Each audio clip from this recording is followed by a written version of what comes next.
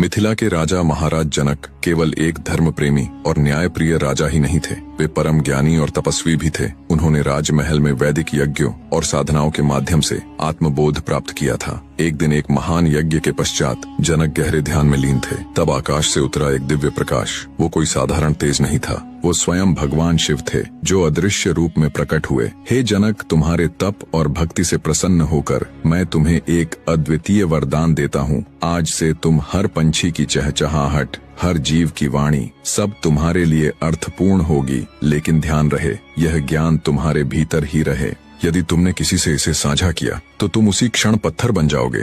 जनक ने नतमस्तक होकर इस दिव्य वरदान को स्वीकार किया। समय बीतता रहा। एक दिन की बात है, राजमहल के उद्यान में वे टहल रहे थे, जब एक पेड़ पर बैठे कोयल और चातक आपस में बात कर रहे थे। कोयल बोली, देखो चातक, जनक सब सुनते हैं लेकिन बोल नहीं सकते। चातक को हंसी आ गई, अगर उन्होंने बोला तो सीधे पत्थर हो जाएंगे। क्या ईश्वर की लीला है ना। जनक सुनकर मुस्कुराए, पर पीछे खड़े राजपुरोहित ने यह देख लिया। महाराज किस बात पर हंसे, कोई चुटकुला याद आ गया क्या। जनक चुप रहे, उनका मौन ही उनका उत्तर था। कुछ दिन बीते। जनक अपने उद्यान में एक शांत दोपहर ध्यान में लीन थे। पास ही एक बकरी और बकरा चर रहे थे।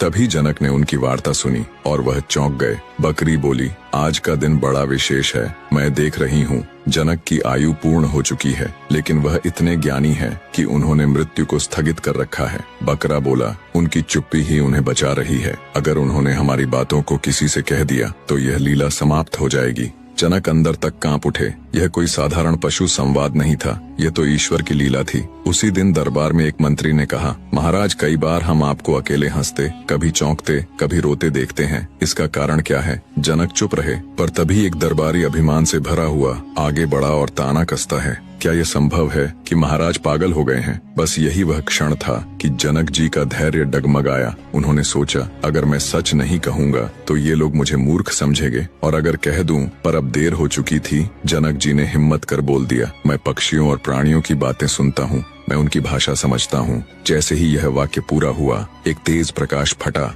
पूरा दरबारी कांप उठे और जनक वही पत्थर के हो गए। पूरा दरबार स्तब्ध, शब्दहीन रह गया। और तभी आकाश से एक दिव्य वाणी गूंजी, यह लीला तुम्हारी पूर्णता का प्रमाण है। जनक, जो ज्ञान को मौन रख सके वही सच्चा ज्ञानी होता है। तुमने अंतिम क्षण तक मौन साधा, और जब बोले तो वह तुम्हारा त्याग था। आज भी कहा जाता है, मिथिला के एक प्राचीन स्थल में महाराज जनक का पत्थर रूप स्थित है। वह मौन है पर जीवांत है। कहा जाता है, यदि कोई वहां सच्चे हृदय से मौन और सत्य की साधना करे तो वह पत्थर फिर से बोल उठेगा। ऐसी ही इंटरेस्टिंग स्टोरी सुनने के लिए हमारे चैनल को सब्सक्राइब करें। धन्यवाद।